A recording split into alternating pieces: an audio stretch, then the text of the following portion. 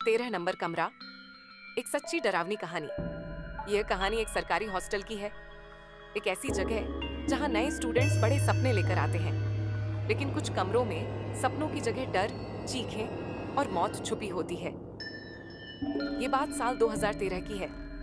मैं अजय चौधरी तब बीएसएससी कर रहा था और मुझे दिल्ली यूनिवर्सिटी के एक पुराने कॉलेज के हॉस्टल में रूम अलॉट हुआ। मेरा कमरा था 13 नंबर। नाम सुनते ही कुछ सीनियर्स हंस दिए। किसी ने कहा, भाई किस्मत खराब है तेरी, तुझे वही कमरा मिला जहां कोई ठहरता नहीं। मैंने सोचा ये लोग मजाक कर रहे हैं। भूत प्रेत पर मैं यकीन नहीं करता था, पर पहली रात ने ही मुझे हिलाकर रख दिया। पहली रात दरवाजे की खड़खड़ाहट, मैंने लाइट बंद कर दी थी। जैसे ही आंख लगने लगी, दरवाजे पर हल्की खड़खड़ाहट सुनाई दी। कौन है? मैंने उठकर पूछा। बाहर कोई नहीं था। मैंने दरवाजा बंद किया और लेट गया। 2 मिनट बाद फिर वही आवाज, खर्रर खर्रर। इस बार गुस्से में आकर दरवाजा खोला। कोई नहीं था, पर फर्श पर गीले पैरों के निशान थे, जो मेरे कमरे से बाहर की ओर नहीं, अंदर की ओर जा रहे थे। अगली 2 रातें किसी तरह निकल गईं, पर तीसरी रात मैं पूरी तरह टूट गया। रात के करीब 2 बजे मुझे लगा जैसे कोई मेरी छाती पर बैठा है। मैं सांस नहीं ले पा रहा था, हाथ पैर सुन्न हो गए। तभी मुझे अपनी आंखों के किनारे से एक सफेद साया दिखा। एक लड़की जिसकी आंखें काली थीं, बिना पलक झपकाए मुझे घूर रही थी। वह बोली कुछ नहीं, बस धीरे से मुस्कुराई और फिर गायब हो गई। मैंने अगली सुबह हॉस्टल के केयरटेकर शिवलाल से पूछा, क्या कभी यहाँ कुछ अजीब हुआ है? वह एक पल चुप रहा, फिर धीमे से बोला, बेटा ये मत पूछो, लेकिन अब जब पूछ ही लिया है तो सुन।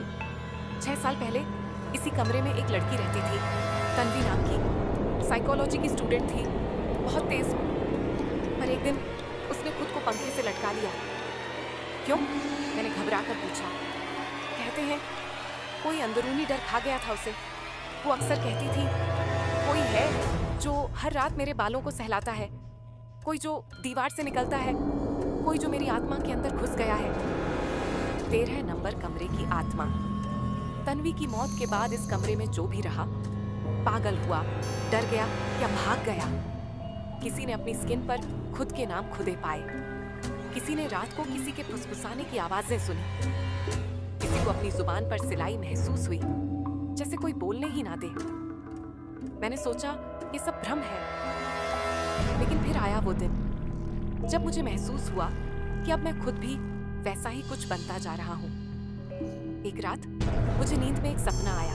तन्वी मुझसे कह रही थी, अजय मुझे मुक्त कर दो, मुझे जलाओ, मुझे सब याद है। मैं उठा, पसीने से तरबतर, बिस्तर भीग चुका था। कमरे में एक अजीब सी खुशबू थी, जैसे गुलाब और गले हुए मांस की मिलीजुली गंध। मैंने उसी वक्त तय किया, मुझे उसका फाइल ढूंढना होगा। कॉलेज की लाइब्रेरी के पुराने रिकॉर्ड सेक्शन में मुझे तन्वी की फाइल मिली। उसमें एक पन्ने पर हाथ से लिखा था, मैं नहीं मरना चाहती, लेकिन वह हर रात आता है।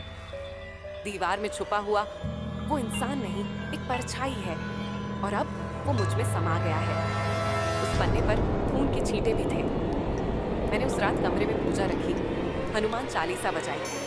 सुबह होते ही मैंने कमरे की सारी चीजें बाहर फेंकी, उसकी पुरानी किताबें, कपड़े और वो पन्ना। उन्हें कॉलेज के पीछे की जमीन में जलाया। आग भड़की और उसी समय मुझे लगा जैसे कोई चीख रहा हो, अजय तुमने मुझे जला दिया, पर मैं अब तुम्हारे अंदर हूँ आज भी।